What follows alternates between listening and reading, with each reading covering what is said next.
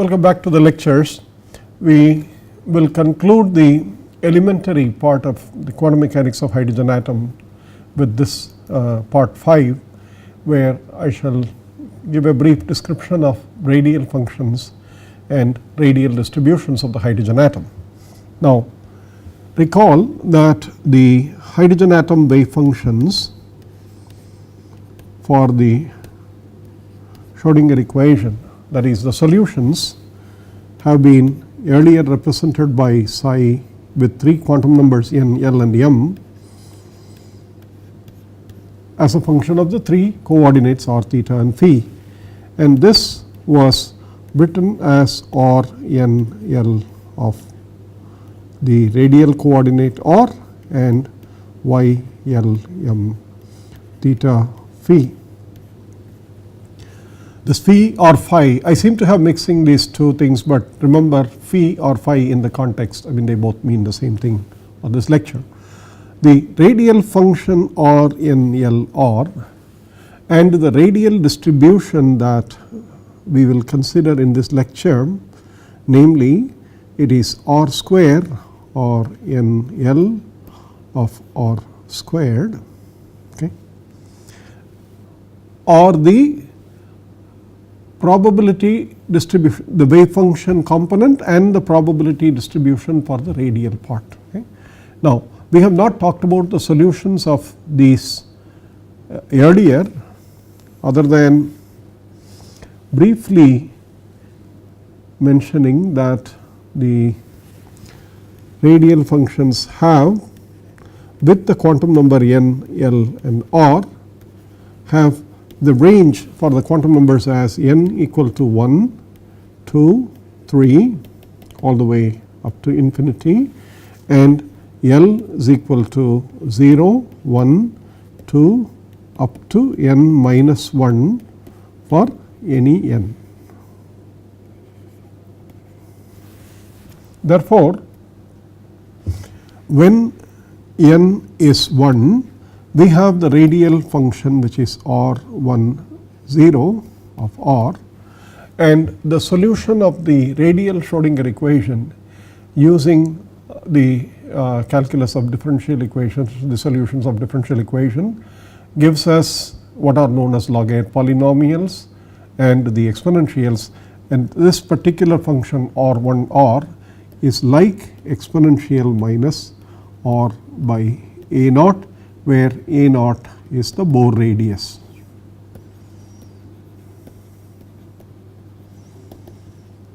And 0.59 angstroms. For n equal to 2, we have two solutions, namely l equal to 0 and l equal to 1, and the function for l equal to 0 is 1 minus r by 2 a naught times e to the minus r by 2 a naught. Okay. For l equal to 1, the radial function happens to be r times e to the minus r by 2 a naught. Okay. I have neglected the normalization constants or the prefactors.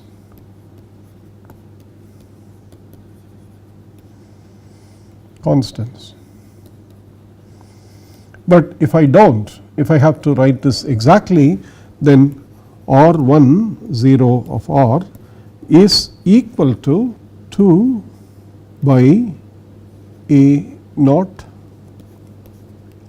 raised to 3 by 2 e to the minus r by a naught.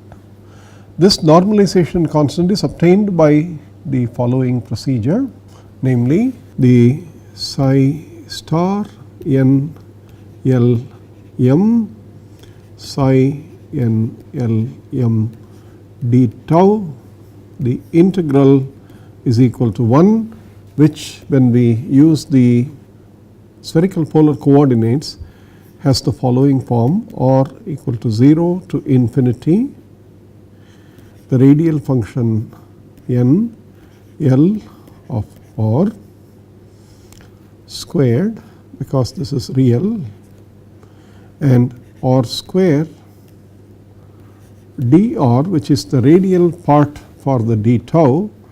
Then you have theta is equal to 0 to pi sin theta d theta integral phi is equal to 0 to 2 pi d phi y L m theta phi, the absolute square, this has to be 1. Now you see that the d tau is essentially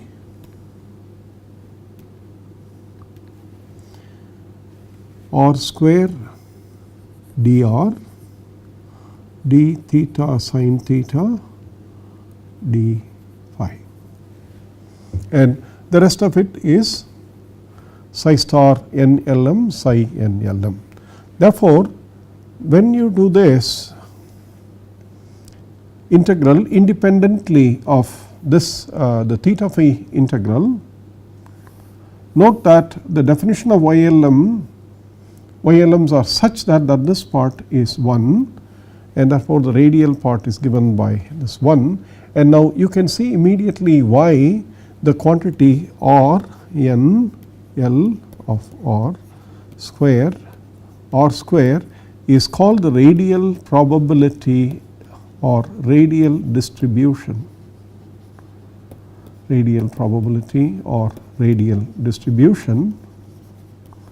because this probability, when it is calculated for all values of R from 0 to infinity, is equal to 1. Therefore, you see the radial probability in the case of the hydrogen atom is not just the R n L squared, but it is multiplied by the R square, and that is important to remember. It is not just the square of the function. Let us look at these functions in the pictorial form. The first one is like exponential minus R by A naught. This is n is 1, L is 0, and this is a straightforward exponential, the radial function, and the integral, the square of this function, if you write the normalization constant also, if you write that, remember it is 2 by A naught to the 3 by 2. Okay. Therefore, if you do that, the integral that you have to worry about for radial probability is R square e to the minus 2 R by A naught, as this is the square of the radial function, and then you have the multiplied by 4 by A naught cube. Okay. So, this is the radial probability, this is the radial function. Okay. The radial function is given like this, and the radial probability, if you have to plot it,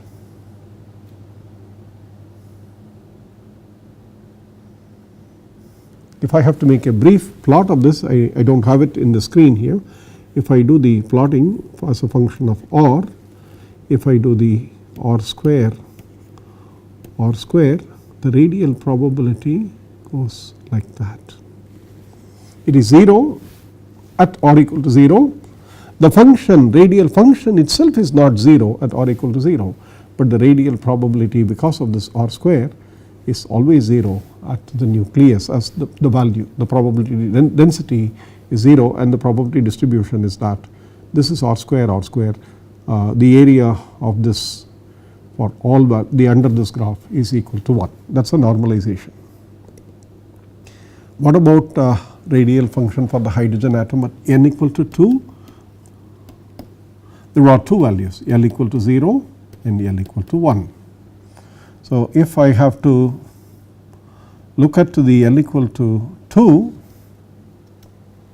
the functional form, if you remember I wrote down, is 1 minus R by 2 A naught e to the minus r by 2 a naught. You can see clearly that when r is 0, this is 1. So, you start with some number depending on what the constant in front of is, that is the maximum here.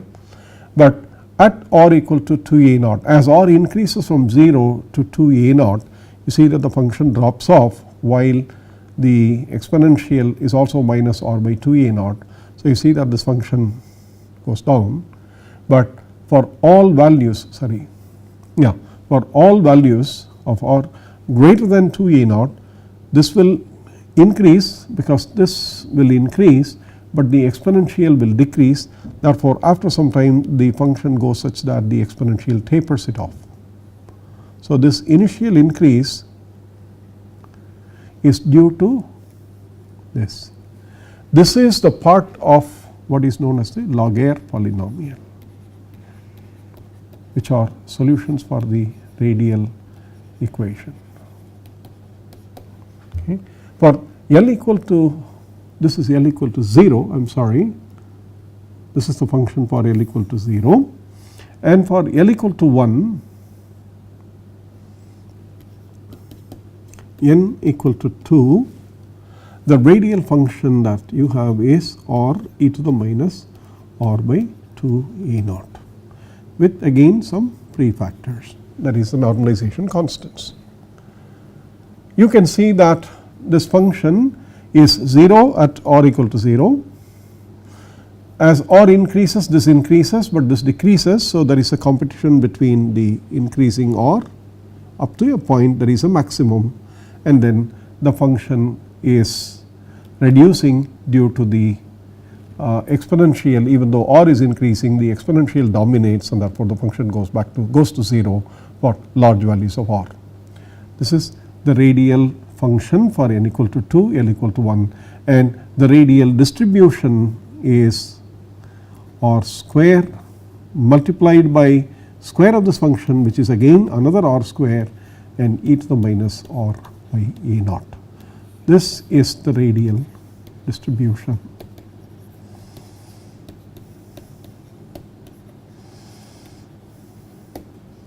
This is r 2 1 radial function square multiplied by r square. So, again the maximum that happens is quite far away from the 0. N is equal to 3 has 3 possible functions, namely L equal to 0, L equal to 1, and L equal to 2. This one is L equal to 0. The form of the radial function is essentially 3 minus r by 2 r by a naught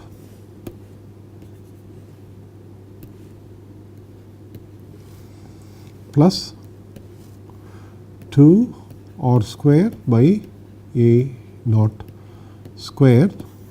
This is the quadratic in front of the function multiplied by e to the minus r by 3 a naught, n equal to 3. Okay.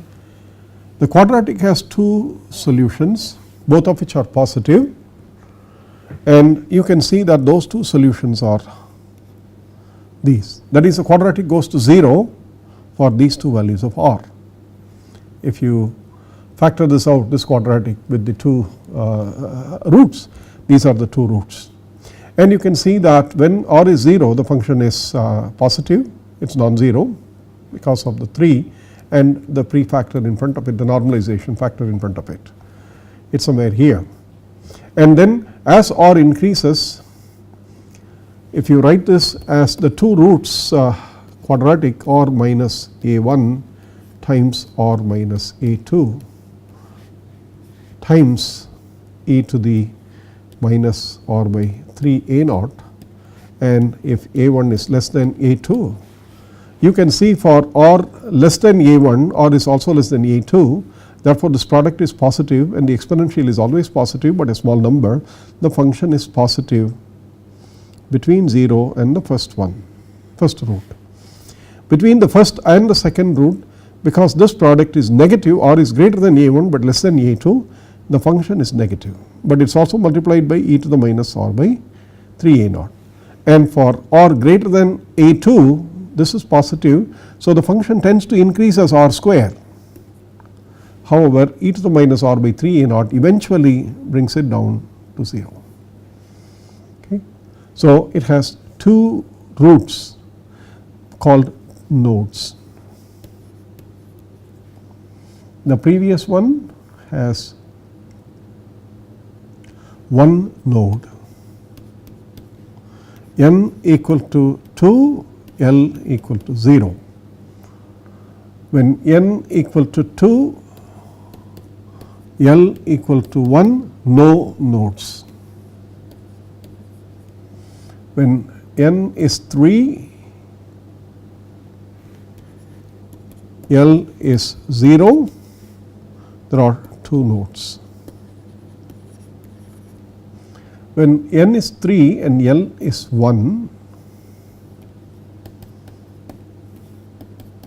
the radial function turns out to be 3, 1 of r, turns out to be, barring the normalization constant, it is r times 1 minus r by 6 a0 times e to the minus r by 3 a0. So you can see that this is 0 when r is 0, and when r is 6 a0. So between 0 and 6 a0 the function increases, and at r equal to 6 a0 it goes to 0. Okay. And for all values of r greater than 6 a0, this whole thing is negative, and you can see that the function will decrease r square. Okay. But the exponential of minus r by 3 a0 eventually brings it back to 0. Okay. So here is the maximum, and then the function goes to 0 for, but only one node. And the last one, when you look at n equal to 3, L equal to 2, the function is r square e to the minus r by 3 a0. This is like the radial function r3 2 of r. I mean, I have not put in the normalization constant, but that is what it is, and the r square has only one maximum, and then the exponential eventually goes to 0, no nodes. Therefore, the log air polynomials which are there for various values of n and L are basically polynomials in the the order of the polynomial, or the degree of the polynomial, is n minus L minus 1. That is the number of radial nodes.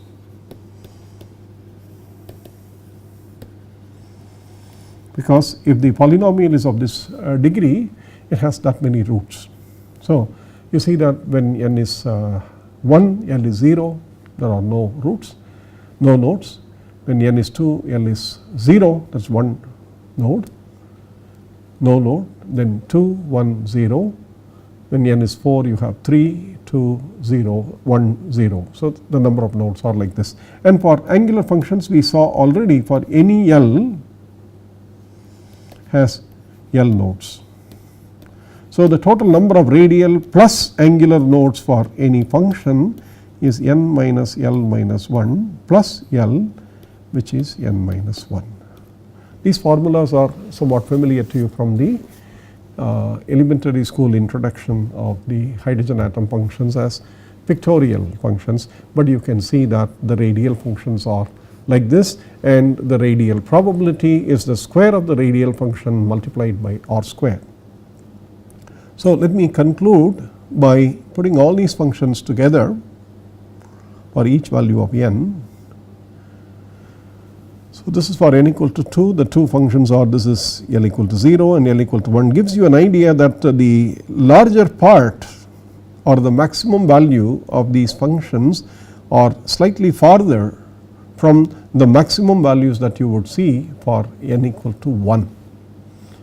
This is a statement that the 2s orbital is more extended than the 1s orbital. The maximum for the 2s orbital or the probabilities for the electron in the 2s orbital are maximum when it is slightly farther away compared to the electron being in the 1s orbital, where the maximum is closer to the Bohr radius. And the same thing happens for n equal to 3, the maximum is even shifted further, and there are two nodes. So, if you look at the radial square functions, namely the r square times r3 0, if you square, if you look at that function, the radial probability will look like this quantity here. The radial probability will look somewhat like that, okay, with the two nodes corresponding to the points where this polynomial, the radial function goes to 0. Okay. And then for 3 1 you will have two maxima, and for 3 2 only one maxima, but the maximas are all towards the farther side, meaning that the 3s orbital is much more extended in space than the 2s orbital, than the 1s orbital, and the maximum of the 3s orbital is quite far away compared to that of the 2s orbital, and that is also far away compared to that of the 1s orbital. So, this picture of Bohr having circular orbits drawn, those circles essentially represent something close to a maximum. We have now replaced the circle by a probability distribution through a more exact treatment of Schrodinger. But then the only question that I would not be able to answer, why Schrodinger equation? We do not know the answer. Okay. Let me conclude this lecture with a note on the probability statements, probability distributions.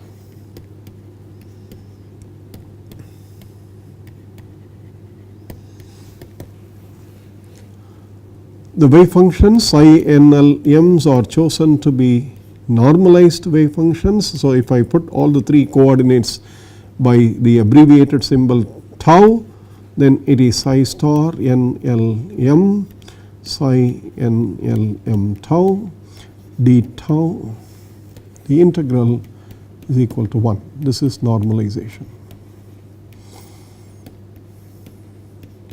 From the functions given in the lecture notes for the individual or L R's and the YLM,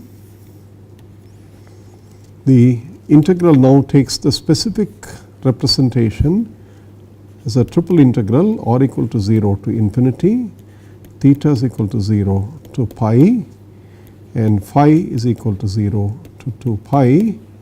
You have the radial function square, you have the absolute value of the spherical harmonics theta e squared, absolute value,